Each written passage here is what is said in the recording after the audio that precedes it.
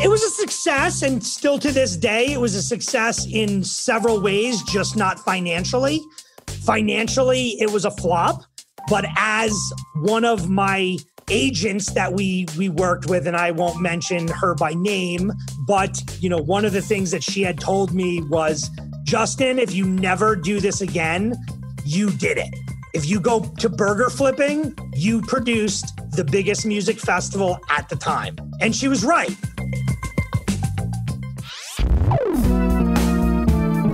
Podcasting from Boulder, Colorado. This is the Baby Got Backstory podcast, where we dive into the story behind the story of today's most inspiring storytellers, creators, and entrepreneurs. I like big backstories, and I cannot lie. I am your host, Mark Gutman.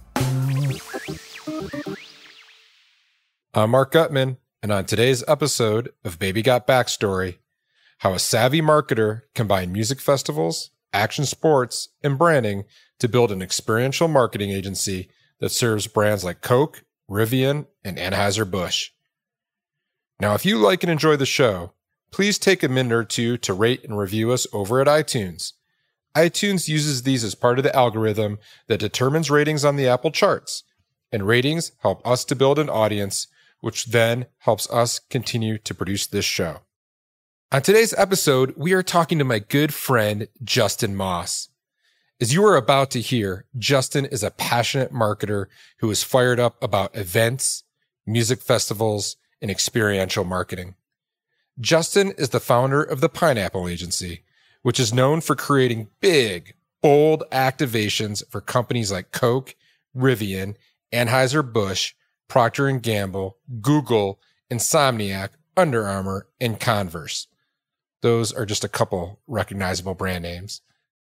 Pineapple Agency is responsible for generating millions of unique media impressions, hundreds of thousands of event attendees and brand loyalists, and tens of thousands of dollars worth of merchandise sold. Justin's story is a wild ride, and I can't wait to share it with you. Justin was on the forefront of music festivals in the U.S. They weren't always a thing.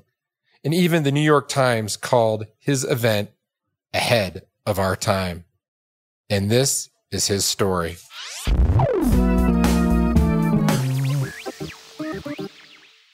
Justin, what is the Pineapple Agency? The Pineapple Agency is an experiential event marketing agency, and I always like to say creative event agency as well, because we create live experiences that emotionally connect brands to their consumer in very authentic ways. But I have a background in concerts and music festivals. So we work very heavily on music festivals. Currently, we work on 17 of some of the biggest music festivals in the world. Everything from operations to production to marketing. So we're a pretty diverse firm. Yeah, and I do want to get into that and talk a little bit more about what you're doing today and how you got there. But before we do that, let's go back. Let's go way back. Was young Justin, 8-year-old Justin, did he think he was going to be an experiential marketer? What was life like for you at 8 years old, and where'd you grow up? No, I definitely didn't think I was going to be an experiential marketer or even in events. I wasn't a huge live event person. I was a rambunctious redhead. I was outside a lot. I rode bikes. I built handmade ramps and did crazy shit. I had a lot of fun. I was very outdoorsy. I played a lot of sports. Yeah, I was a go-getter. I started my first business when I was 9 with my brother Brandon. But even then, didn't know that I was going to be an event person or a business owner. But I was definitely a rambunctious 8-year-old, and having overcome a lot of adversity really young, from having a brain tumor to my family filing bankruptcy. So just grew up really quickly.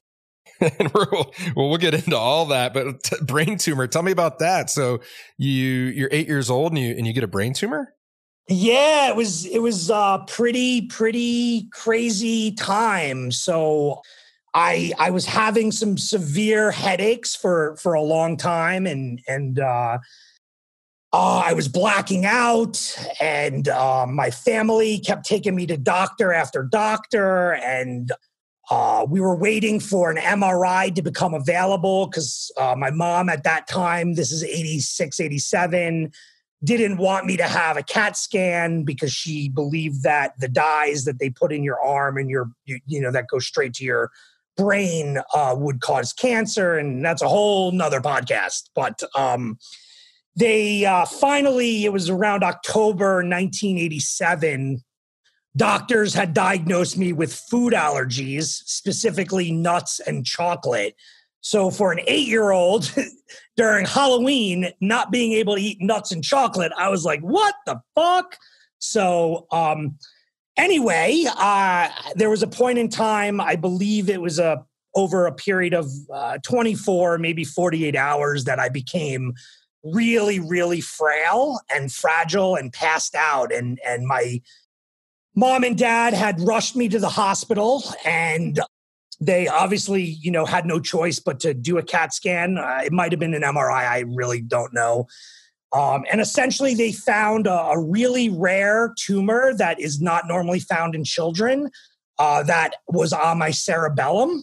And basically they gave my mom and dad, the news that if they couldn't subside the tumor and make it smaller, that I probably had about 12 hours to live. But obviously they had to try to subside it or go in immediately. So luckily they were able to subside it to where they gave my mom and dad a little bit of breathing room. I was rushed to Monmouth County Hospital in New Jersey. And so what ended up happening is the doctors there gave my parents a choice: either have a normal neurosurgeon remove the tumor. And I say normal, like there's no neurosurgeon that's normal. They're all amazing.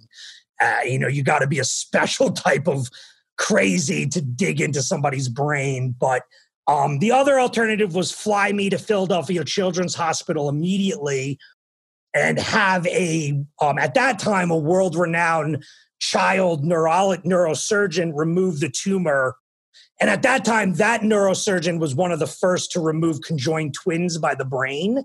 And so basically my parents, with guidance from the doctors, decided to fly me to Philadelphia Children's Hospital, which still today is one of the most renowned children's hospitals in the world for brain tumors and neurosurgery. And so I was flown there. I think within less than a day, maybe 15, 20 hours, I was brought into surgery. I was the first kid to go into surgery fully clothed because, as I told you earlier, I was a rambunctious, crazy redhead, and I ran away, and they had to find me in a elevator, and I'm not lying. And they didn't strap me down or anything, but they got me into the emergency of the surgery. And the last thing I remember is them putting the mask on me and me going to bed and them cutting my clothes off. And then many, many hours later, I came out of surgery. I was awake, but not able to walk as the tumor was on my cerebellum. So that affects your walking and your balance. Yeah. And that's where it is. I mean, obviously I could go on and on and on, but that's where it ended. Sort of.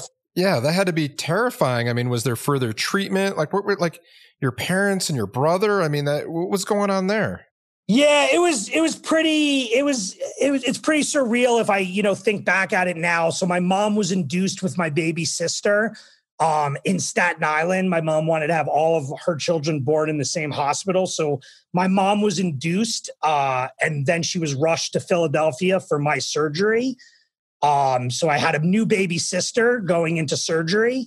And then I basically had to learn to walk again. So not in the sense that I didn't know how to do it, but my brain and my body were not working together. So it was months of physical therapy and learning to walk. And I wasn't able to get discharged from the hospital until I was able to walk. And so luckily, I think it was about 3 months, I was finally discharged from the hospital. And, at that time, my father was driving back and forth from New Jersey to Philadelphia pretty much every day. And what was his business? My father, and still is in the blinds business, window treatments, and has had retail stores, and at that time he had carpet and tile stores as well. He's been in the business 45 years. Yeah, and so unfortunately, during that time, my father's partner was embezzling money. And so shortly after my tumor, my parents, made the difficult decision to file bankruptcy and move the family to South Florida to kind of start over. And that's, there's a little bit. What was that like as a kid? Like your parents filing for bankruptcy? Were you oblivious, or did that like hit you hard? I mean, I know as a little kid, you pick up on a lot of things, and certainly being part of a bankrupt family isn't, in the cool sector of young kid labels. Yeah. I mean, I would say that I was a little bit oblivious, but I understood a little bit. Where I grew up in New Jersey was very wealthy area. And, my family, at that time lost everything pretty much. So you started realizing, your friends' parents are driving Mercedes and Cadillacs, and your family's driving, a 20-year-old car, or can't do landscaping in their house, and, just little things like that. But I didn't understand really what was going on until I was much, much older. Luckily, at that time, I had a really close family friend that I ended up staying with to finish my 8th grade year. And my mom and my mom and my brother and my little sister moved to South Florida, and my dad stayed in New York City working for somebody so he could build income, to move everybody. So I understood that was a little weird, and that why am I staying at my friend's house as, a 11, 12-year-old kid? But it wasn't until I was much older and understood the gravity of what was going on, and that we had family friends bringing us food because my mom and dad were, having a tough time. So yeah, you look back at it now and you're like, I'm glad that my mom and dad insulated me the way they did. My brother and my sister were older than me, so they understood more, but everybody insulated me a little bit more. Yeah. And it must've been tough, but also during that time, I understand that you and your brother, Brandon, started your first business together. Yeah. So, I'm even today, I probably didn't think this way back then, but I'm a believer in everything happens for a reason, for whatever reason that is. And me and my brother were always big baseball card fans. I was a huge baseball fan growing up, and I collected baseball cards. And we had a family friend that owned a pharmacy. And back then, hopefully a lot of your listeners will be around my age, will know that pharmacies back then were more mom and pop, and they were not just pharmacies, but they were like small convenience stores. And this family friend so often, more often than none, because I was in the hospital and at home, he would bring me boxes of baseball cards, unopened Topps, Donruss baseball cards, and I would open them.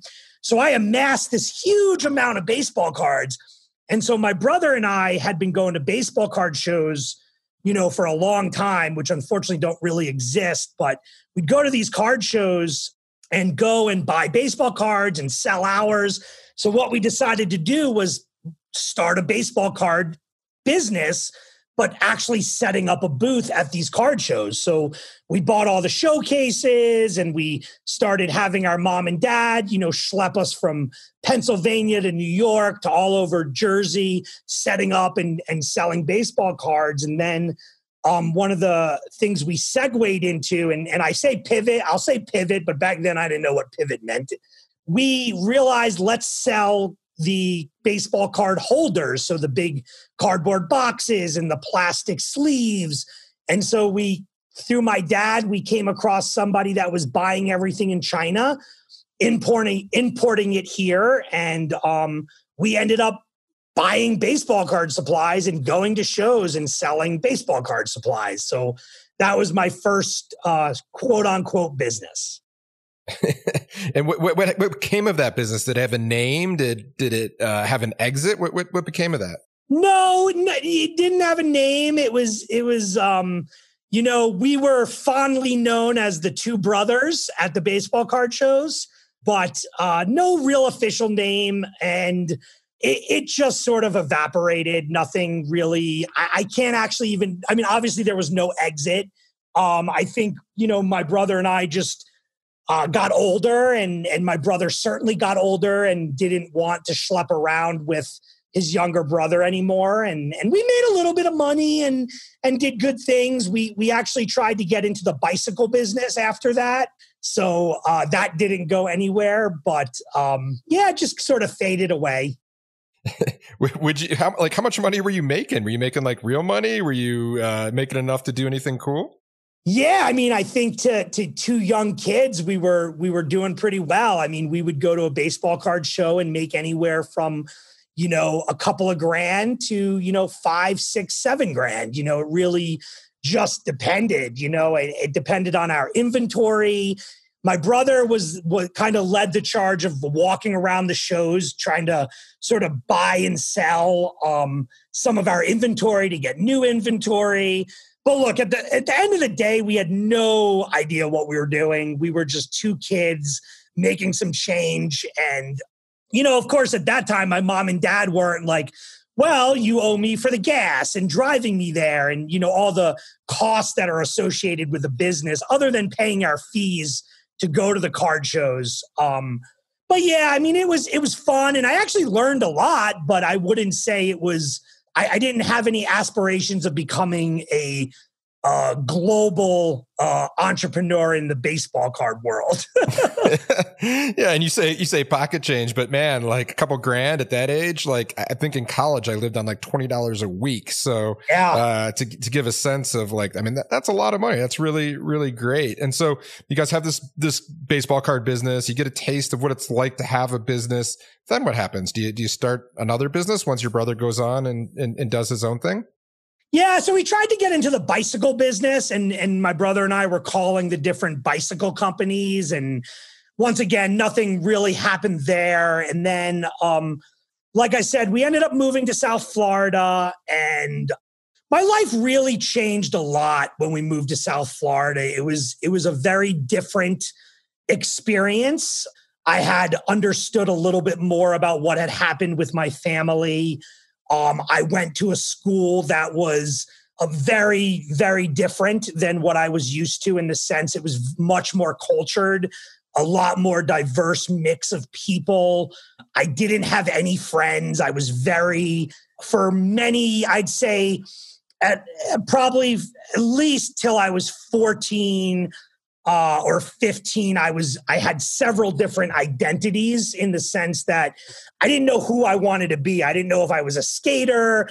I didn't know if I was a thug. I didn't know if I was an athlete. I wasn't sure. And I was, all the kids that I grew up with in New Jersey, I'd grown up with them, from preschool till middle school. So that's what I knew. And then moving to Florida, I was meeting all these different groups of people I didn't know. And so, but I'm actually glad because I believe that moving to Florida really it definitely shaped who I am and what I do for a living now, for sure. Yeah. And so what was the next business you started? Like you're in Florida. Did you start looking for ways to make money or to flex that entrepreneurial muscle? Yeah. How honest do you want me to be? As honest as you want to be. Yeah. So I had discovered the street pharmaceutical industry and took a liking to that. I think it was because I became friends with everybody very, very quickly. And, I always had this knack for, I guess, somewhat being a leader or a seller also, a salesman. And so through that, very quickly, I had discovered the rave scene.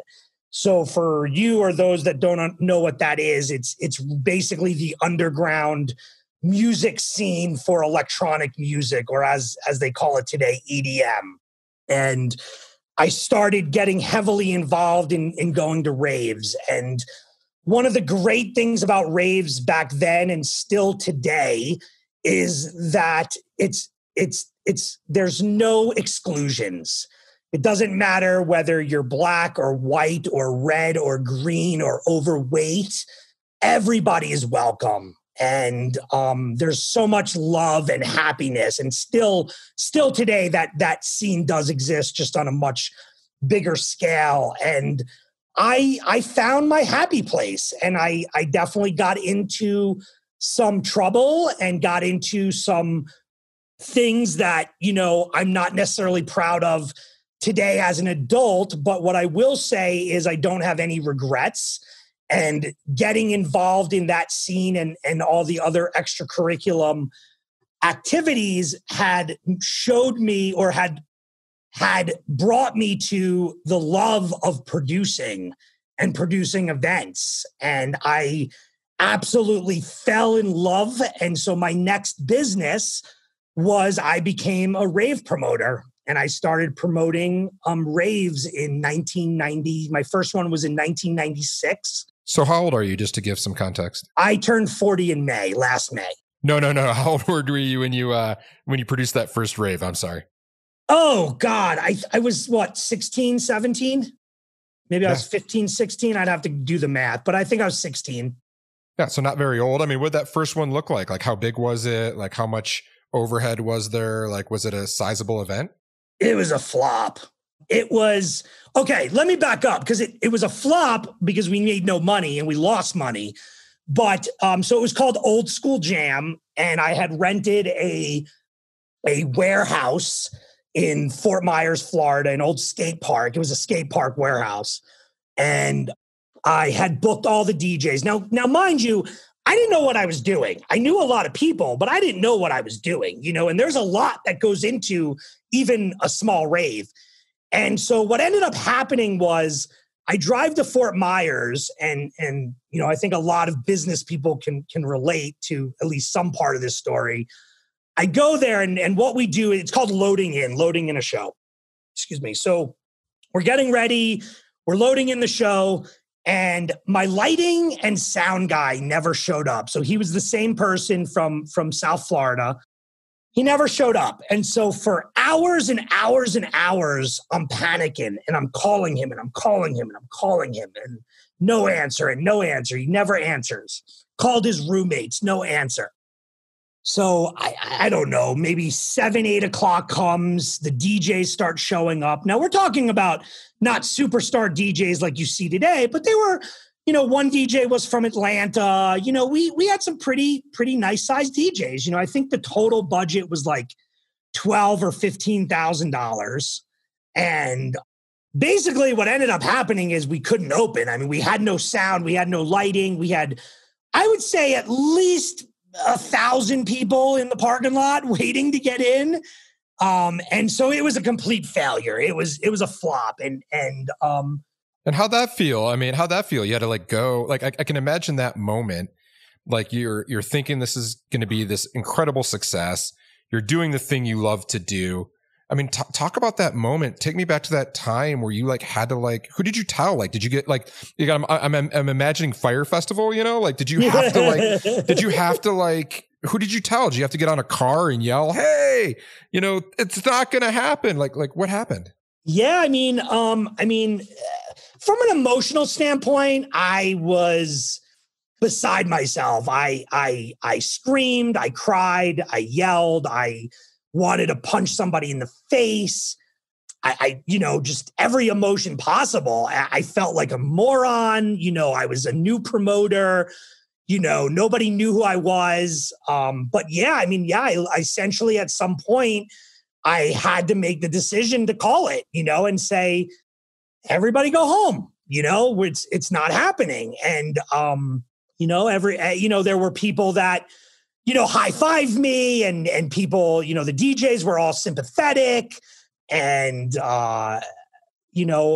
later on, I found out that I basically got screwed over by other promoters. And that's why the lighting and sound guy never showed up, because I was essentially, invading on their turf and taking business away from them. And that's a whole story. But yeah. What is that story? What happened? Did they pay that guy off, or they pressure him not to show? Yeah, they basically pressured him not to show, and he didn't. And years later, I did another show, 1998. I did another show, and I actually, this guy and I sort of had talked throughout the years, and he ended up doing the lighting for this show in 1998 for free to sort of make up for the show that he screwed me on. And so, but yeah, I mean, he basically got muscled into not showing up. And, I would say that, one of the life lessons and business lessons I learned, of course, now being a seasoned event producer, I would have just gotten on the phone and called other lighting and sound companies, and said, hey, I've got this warehouse and I've got money. Come bring a lighting and sound rig. And I wouldn't have spent hours and hours trying to get a hold of this guy, because clearly at some point I should have been like, this guy's not showing up. Either he's in a car accident or he's dead, or whatever, So you live and learn. But it took me a little bit of time to sort of get over that, for sure. Yeah. So how'd you bounce back? When was your next event? So my next event that I fully produced was in 1998. But prior to that, I had been sort of doing underground, no pun intended, underground sort of work, in where I was investing in other promoters or other parties. And not, my name wasn't given, my production, name, which at that time was N2 Productions. It didn't, I was just sort of behind the scenes, if you will. And then in 1998, I partnered with my buddy Vinny and another partner, Todd, who Todd ultimately was my partner in several different businesses. But we produced a very, very successful event in Miami. And we killed it. So my career just kept going, and we picked ourselves up. Yeah. And so you're starting to promote events and do that, but then you also get into paintball, right? Yeah. So, I got into paintball when I was 12, when I moved to South Florida. And I ended up playing professional paintball, and amateur paintball, basically overall competitive paintball for over 14 years. I went into the paintball business. I opened a paintball field in a store here in Denver, Colorado when I moved here, and ultimately merged my passion for producing concerts and live events to paintball to kind of move into my next venture, which was music festivals. Yeah, but before we get into that, what is professional paintball?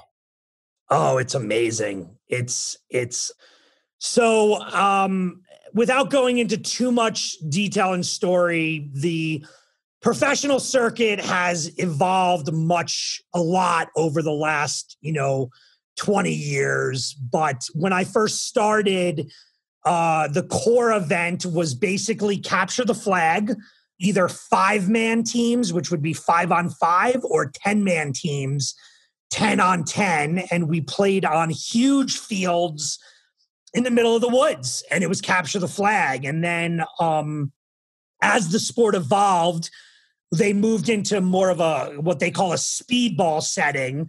And the whole transition was to try to get paintball on TV.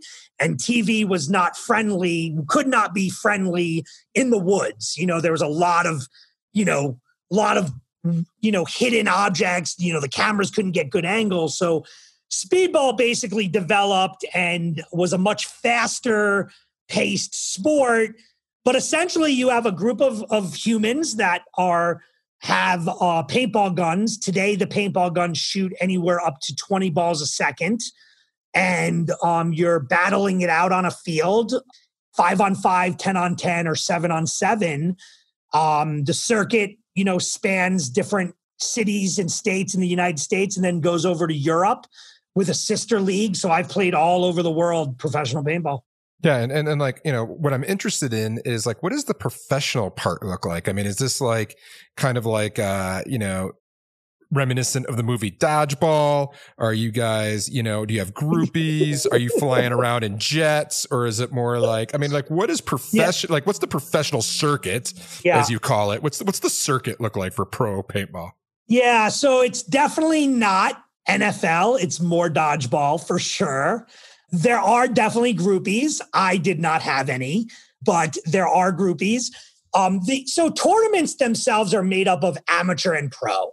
And so the amateur goes from rookie to amateur to pro. And the pro circuit right now today, I think, is made up of 18 or 20 pro teams. Mind you, I've been out of it for several years now, but usually what you had in the sport is you had one person that either owned a paintball field or owned a paintball business, or in one case, there was a doctor that his kids played paintball and he was very wealthy and he started a professional paintball team and funded the team. A lot of times what happens is all your expenses are paid for to travel, and then you have sponsors within the paintball industry that pay for some of that, but also get you equipment. And then when you win, you divide up the winnings. And back then, the winnings were not very much. They were anywhere from $15,000 to $50,000, depending on the sport or depending on the tournament. But you got to remember, for 10, 12, 15 guys on a team, it wasn't a lot of money, to be honest. And most guys that made the money in the sport, like I had a very close friend that back then was considered the Michael Jordan of the sport. I think he made at one time $300,000-400,000 grand a year, which is real money for sure. But that was based on him working for a paintball company and then also putting his name on products and getting, $1 or $5 per product sold. So it wasn't your true essence of, hey, I'm signing up for this team and signing a $400,000 contract. Yeah, so you're buying your own drinks pretty much every night. Is what I'm gathering. Yeah, and so we can move on from paintball in just a second, but I do have one question. Young Justin Moss, the paintball pro, what were you known for? What was like your signature move, or what was your role on the team? Yeah, I was known for being very small and fast and pretty, I don't want to say crazy, but I guess a little crazy in the sense that I was what you call a front player, and front players are kind of like a running back in football, where we are sometimes sacrificed. We are running straight down the field. We're moving to the most forward position as fast as we can.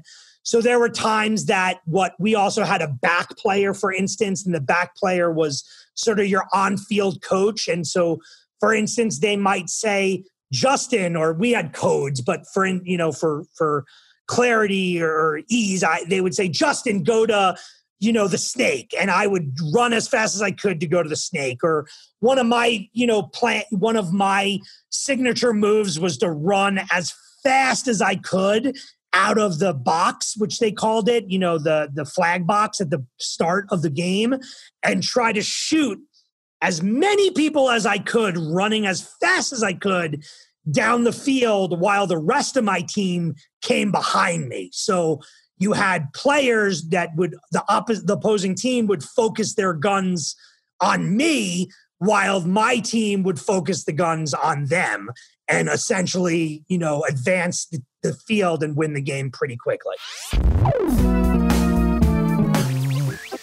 This episode brought to you by Wild Story. Wait, isn't that your company? It is. And without the generous support of Wild Story, this show would not be possible. A brand isn't a logo or a tagline or even your product. A brand is a person's gut feeling about a product, service, or company. It's what people say about you when you're not in the room. Wild Story helps progressive founders and savvy marketers build purpose-driven brands that connect their business goals with the customers they want to serve, so that both the business and the customer needs are met. This results in crazy, happy, loyal customers that purchase again and again.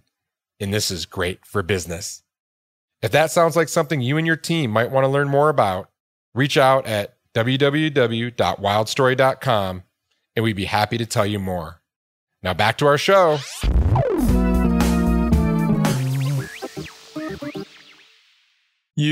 Are you into paintball? And I'm guessing just based on some of the winnings and what we're talking about, you're like, yeah, this is cool, but this probably isn't the future for me. This probably isn't going to help me achieve my goals I'm not going to be long for this world. And you're getting into producing music festivals, and you produced your first major music festival at 22. Yep. That must have been a big moment for a young kid. Yeah, it was, once again, every single emotion that a human can have in that year happened to me. But yeah, I was, technically at the forefront of producing multi-day, multi-styles of music festivals in America. I was dubbed by the New York Times as ahead of my time. Now, obviously in America, we had Woodstock and Ozfest and staples of the music festival world. So I would never take anything away from those guys and girls that paved the way. But at that time, 01, 02, our festivals in America were very jam band related. So the Dead were doing, 3-day festivals with camping. Jam band festivals were popping up with camping. But we didn't have a lot of multi-day, multi-style festivals. You had Lollapalooza, but at that time was still very much a tour. Coachella launched in 99, but it was a flop and nobody really knew who they were, but they were, except for on the West Coast, pretty much. And so I started really kind of seeing what was going on in Europe and Asia. And Europe had been, at that time, probably 10, maybe 15 years ahead of us in music festivals. Maybe not quite 15, probably 10 years ahead of us. They had some major festivals like Love Fest and Leeds and Reading and just big festivals. And so what I wanted to do and where I got this idea was I wanted to marry my love of producing an event and paintball. And my love for paintball was, how do we get paintball into the mainstream? And, people had been trying to do that for years and years and years. And so what I thought of was, well, skateboarding's in the mainstream now. BMX is in the mainstream right now. Moto X is in the mainstream right now. And of course, music is in the mainstream. So let's bring them all together and have a fucking music festival. And so in 2002, I launched, the festival actually happened in April of 2002. It was called Beyond Extreme Sports Music Festival. I had raised a bunch of money from, at that time, a .com millionaire. And remember, this is in 2000, 2001, and .com millionaires were not really a huge thing. There wasn't a ton of them at the time. And we produced a festival that we had 5 stages, over 75 artists. We had Stone Temple Pilots, Outkast, Ludacris, Snoop Dogg, Method Man, Third Eye Blind. Wait a second. How'd you do this? So you're 22. Well, I imagine you're 21 when you're getting this thing going, maybe even younger. You get someone to give you a ton of money and you're getting these huge, how do you pull this together? That's crazy. Yeah. Well, Mark, we're going to need another couple of hours. So I'll try to streamline it the best I can. But essentially, just like in 1996, when I didn't know what I was doing, producing a rave, in 2000, 2001, 2002, I knew what I was doing, producing something, but I had no idea how to produce a multi-day music festival that we were trying to get 40, 50, 60,000 people at. And my background producing underground shows, it didn't transition very well because we were not used to producing big outdoor shows with big stages. We never booked big, huge bands. Like at that time, Stone Temple Pilots was one of the biggest rock bands in the world, And so we really cut our teeth on making a lot of mistakes, getting a lot of people in the music industry on our side somehow and believing in what we were doing. And we bullshitted our way to making it happen. That's just crazy to me. And so that went off and was a huge success. Yeah, so it was a success, and still to this day, it was a success in several ways, just not financially. Financially, it was a flop. But as one of my agents that we worked with, and I won't mention her by name, but at that time she was an agent for a huge band that we had on the lineup. And, one of the things that she had told me was, Justin, if you never do this again, you did it. If you go to burger flipping, you produced the biggest music festival at the time. And she was right. I mean, we brought some of the biggest artists together. Tony Hawk was there doing a whole extreme sports area. It happened. There was thousands and thousands of people there, but we did a lot of things wrong. And because of that, we lost a lot of money. And essentially, we were going to do it again the next year. And that was sort of the business model. And it still is today, that it takes 2 to 3 up to 5 years for a festival to become profitable and build brand awareness. And we had always thought that, and we thought that it was going to be longer because, once again, festivals in America were not, they weren't really a thing. And what ended up happening was our investor got into some legal trouble. We made some mistakes, and then ultimately we just had to move on and close the company. And that's when I moved to Denver. Yeah. And then, so where does your career go from there? So you close the company. I'd imagine you have a little bit of your tail between your legs.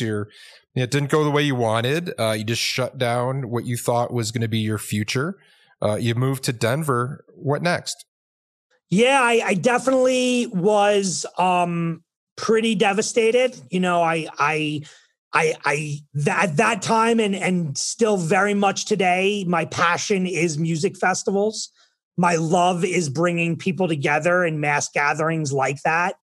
And I had an opportunity that developed very quickly to open a paintball field and a retail paintball store here in Denver. And so I did that very quickly.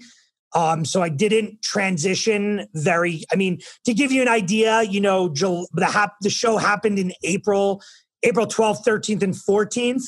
I had moved to Denver July 4th weekend and opened my paintball field, I want to say by the end of July, August. So transitionally, I moved very, very quickly. The idea of moving here was I do another business. Paintball is still very much my passion. I could take the time to decompress, figure out what I did wrong, figure out what I did right, and raise some money and do the festival again or create another festival. And so I started doing that, and I did some shows here and there while owning the paintball field, some smaller club shows. I consulted on some bigger projects as a festival consultant as festivals started gaining some popularity and momentum. And I was just never able to raise capital. I was never a very good capital raiser. I happened to fall into this investor originally. But my partner in the music festival, his name's Todd, still very, very a dear friend of mine. We had reached out to a couple of consultants, and once again, I was still pretty green in the business world, realizing that a lot of consultants were bullshitters.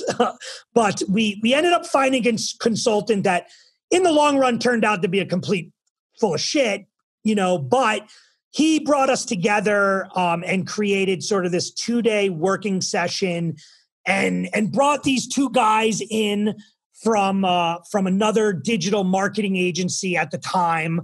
And we were basically creating a new music festival. This was 2004, 2005, and we were trying to figure out, what was going to be the next big music festival. And through that session, we had come up with a concept.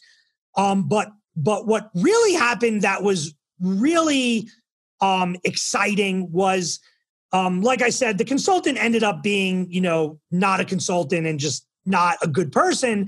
But the other two guys, we became very close with. And ultimately, I started, basically, let me back up. They had come to me and said, look, we do digital marketing. There's all sorts of great stuff happening. You guys know live events. You guys built something amazing and still continue to produce amazing things. Let's put that together and look at this new emerging marketing strategy called experiential marketing, or if you really want to get down to the roots, guerrilla marketing or PR stunts. And why don't we create a new agency that focuses on experiential marketing? And so I started my first experiential marketing agency in 2007 with three other partners. And so it sounds like, hey, great idea, let's start an experiential marketing. We love this stuff. But who were your first customers? How did you start to get customers? Like, what did that look like? Were you immediately good at it? Was it a little rough in the beginning? Yeah, it was. Well, let me start off by saying that I did not love experiential. One, I actually didn't even care for it.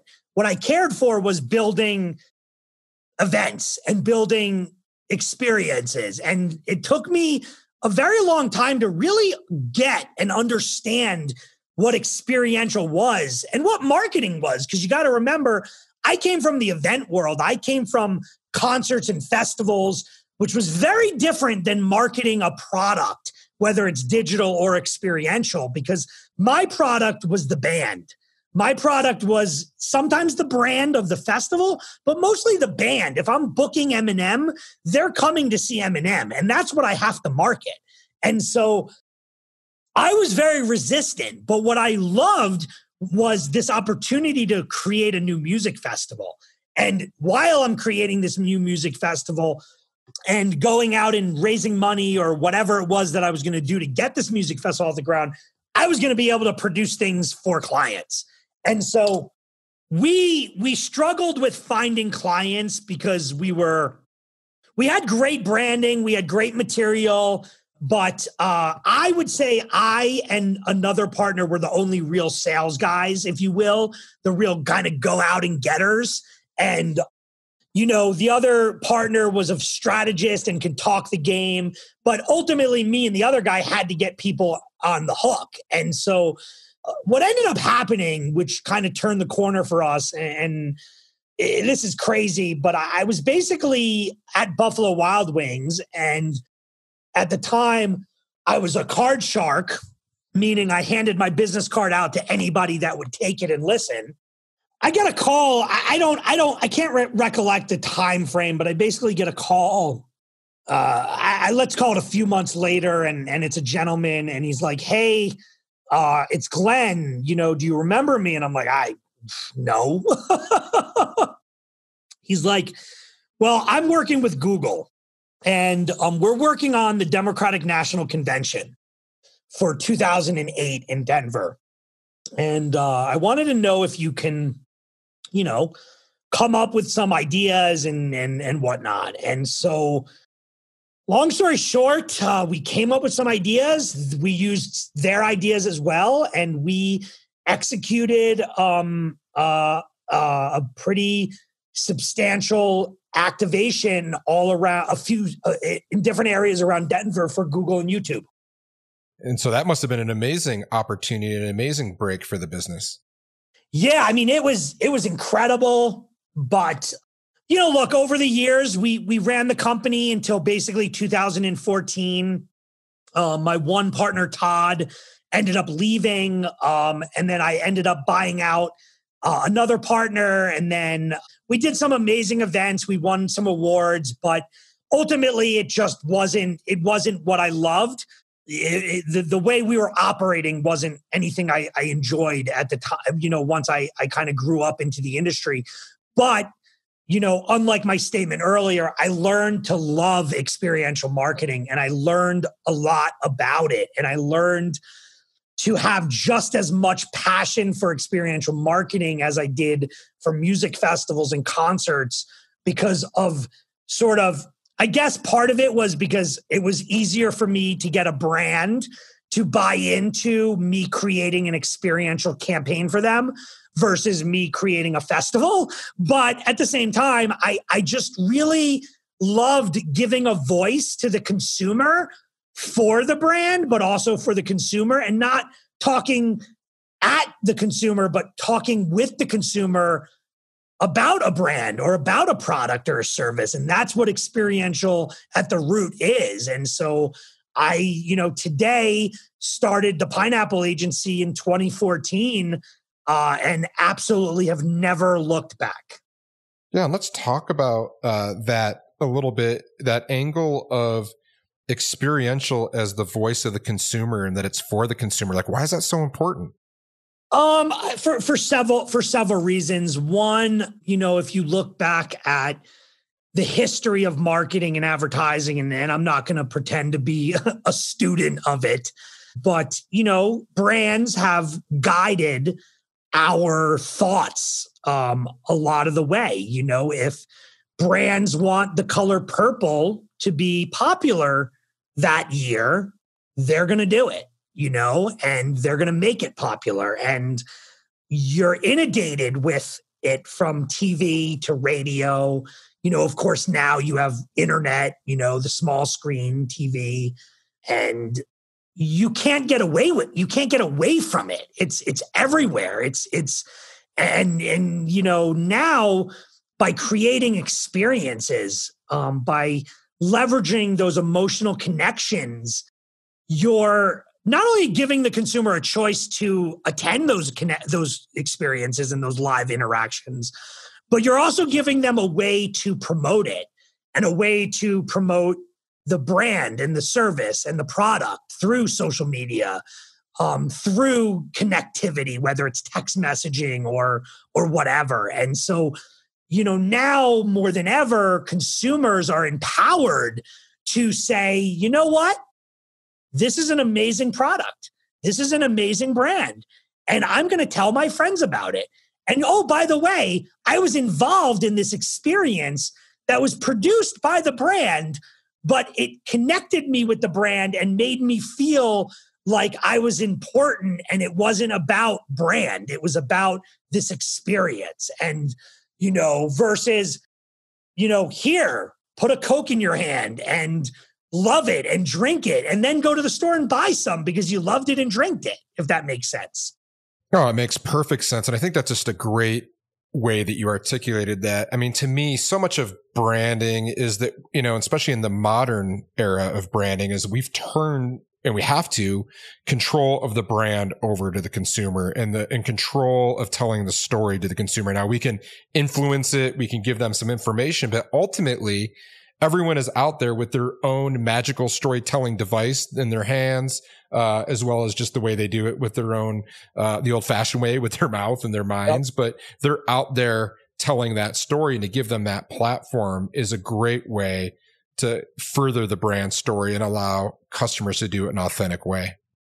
Absolutely. And look, I'm opinionated, and those that know me know that, but I'm also, as I've said many times, very passionate. So that sometimes can clog my opinion. But with that being said, I'm a firm believer that if a brand is not at least participating in some sort of experiential campaign, and experiential these days is used a lot, and that could be anything from a PR stunt to building a better experience in your trade show booth for a B2B, a product launch, a PR stunt. It could be so many things, but I'm a believer that if you're not involved in experiential in some way, then you're going to get left behind, and you're not going to be around, similar to the way the website, today, in the 90s, if you didn't have a website, it was like, you don't have a website, Today, could you imagine any brand, large or small, not having some sort of presence on the web, it's wouldn't happen. Yeah, no. And so experiential's the new internet. I mean, to a point, I mean, I guess, yes. I mean, if I'm being honest, I think that experiential is just as important right now.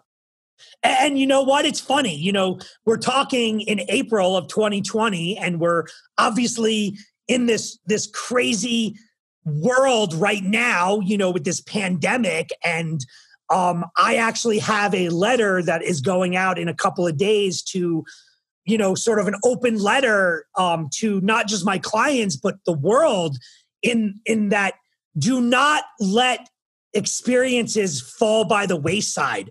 We are living right now in these last 4 or 5 weeks in a world of digital more than ever. Digital live cast, digital, you know, concerts, digital marketing, whatever. But humans need experience. They need interaction. And event planners, experiential marketers, live musicians, we need to come together and bring experiences back faster and more powerful than ever when this pandemic is over, because that's the way the world is going to stay together and come together even more through live experiences, through hugging, through sharing that goosebump moment, watching the Rolling Stones on stage, being at an experience for Google or Under Armour. You know, that's how we're going to come together again. Yeah. So thanks for sharing that. That's awesome. And I'm fired up. I actually got some goosebumps just, you know, thinking about it, because it is tough. And, you know, you've mentioned this several times about how important experiences are, how important it is for us to share them as a collective audience. Like what do you love so much about both experiences and experiential marketing?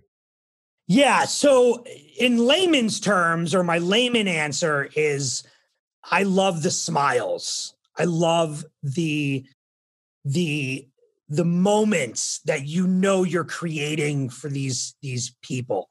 Every concert, every festival, every experiential campaign, big or small, that I have the ability to be at, I go on stage. I stand in the background in the corner. I watch the smiles, and I love it. I think that that's what I was put here to do. Bring people together and make them smile. And I think from the more strategic business marketing guy that Justin is, what I love about it is that you are, once again, giving the voice to the consumer, but you're allowing a brand to get an ROI for dollar spend for less than they get on traditional media.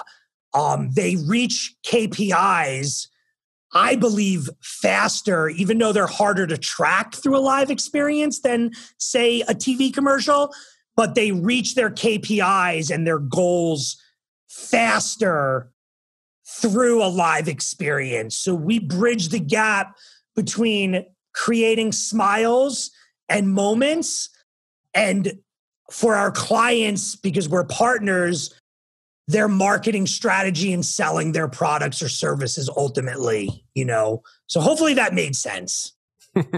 Total sense. It makes complete sense. Thank you for sharing that. I really appreciate that. So looking forward, Justin, what's next for you and the Pineapple Agency? Yeah. So, you know, luckily during this crazy madness, we're still working. We've got some great projects in the pipeline. Some have been postponed. I'm expanding the agency.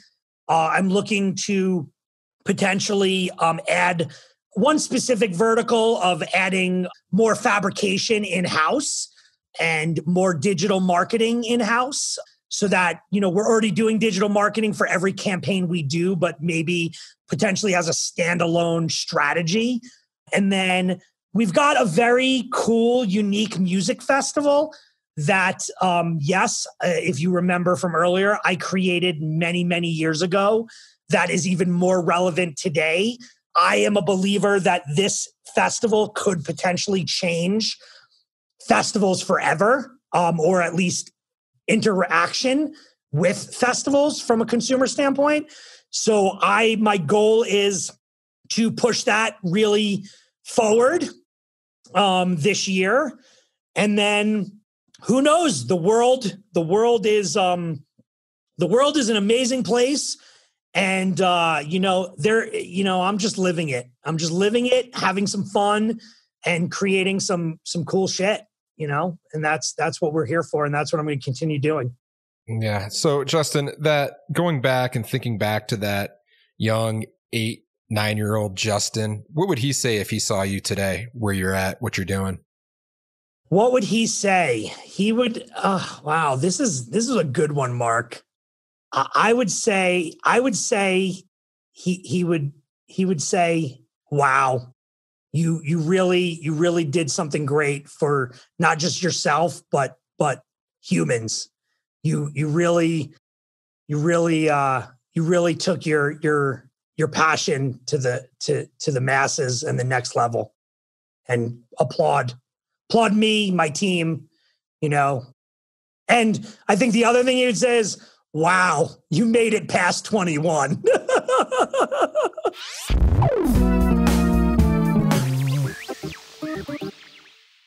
And that is Justin Moss of the Pineapple Agency, on a mission to bring people together and make them smile. Thanks, Justin. You certainly brought a smile to my face. And thanks for sharing your story. Well, that's the show. Until next time. Make sure to visit our website, www.wildstory.com, where you can subscribe to the show in iTunes, Stitcher, or via RSS, so you'll never miss an episode. I like big stories and I cannot lie. You other storytellers can't deny.